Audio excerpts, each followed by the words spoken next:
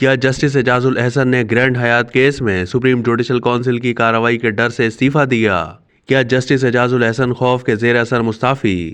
Grand حیات hotel case اصل میں ہے کیا؟ انصار عباسی کا زبردست تجزیہ۔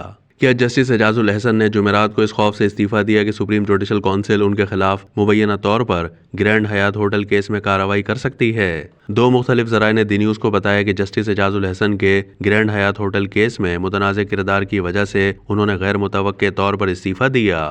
ایک ذریعے نے دعویٰ کیا کہ supreme judicial council justice Ijaz ul Ahsan کے خلاف بھی کارروائی کرنے جا رہی تھی، لیکن متعلقہ حلقوں سے اس بات کی تصدیق نہیں ہو پائی۔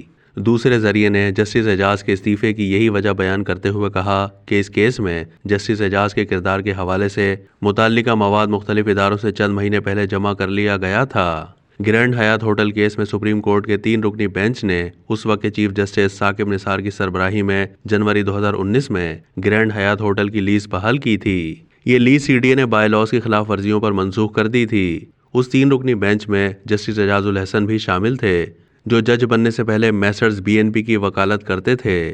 اس کمپنی کو 13.5 ایکڑ زمین یعنی 1 کانسٹیٹیوشن ایونیو گرینڈ حیات ہوٹل کی تعمیر کے لیے الاٹ کی گئی تھی، لیکن کمپنی نے ہوٹل کے بجائے 40 منزلہ پرتعیش اپارٹمنٹ کمپلیکس تعمیر کیا اور ہرے بھرے علاقے کو رہائشی اور تجارتی علاقے میں تبدیل کر دیا۔ یہ اپارٹمنٹس بااثر ہائی پروفائل شخصیات کو فروخت کیے گئے۔ سپریم کورٹ بینچ نے جسٹس ثاقب نثار کی ریٹائرمنٹ سے 1 ہفتہ پہلے مختصر آرڈر جاری کرتے ہوئے لیز بحال کی تھی۔ میسرز بی این پی پر کوئی طریقہ وضع کیے بغیر 17.5 ارب روپے کا جرمانہ عائد کیا گیا تھا۔ اس پر سی ڈی اے کے وکیل نے بینچ میں جسٹس اعجاز کی شمولیت پر اعتراض اٹھایا تھا اور میسرز بی این پی کے وکیل کی حیثیت سے ان کے کمپنی کے ساتھ سابق تعلق کی نشاندہی بھی کی تھی۔ چیف جسٹس ثاقب نثار نے بینچ کے سربراہ کی حیثیت سے اس اعتراض کو مسترد کر دیا اور کہا کہ جسٹس اعجاز کے میسرز بی این پی کے ساتھ پرانے تعلق کا اس کیس پر کوئی اثر نہیں پڑتا۔ اس وقت دی نیوز میں شائع ہونے والی رپورٹ کے مطابق میسرز بی این پی کا قیام 2005 میں گرینڈ حیات ہوٹل کی تعمیر کے لیے زمین کی نیلامی سے بہت کم وقت پہلے ہی عمل میں آیا تھا۔ قبل ازیں اس کمپنی کے 3 پارٹنرز تھے جن میں جھگڑا ہو گیا تھا اور اس کے بعد یہ کمپنی ایک ہی مالک کی ملکیت میں آ گئی تھی۔ مبینہ طور پر کمپنی نے 1 ارب روپے کی ادائیگی کی تھی، وہ بھی 2012 میں کی گئی تھی۔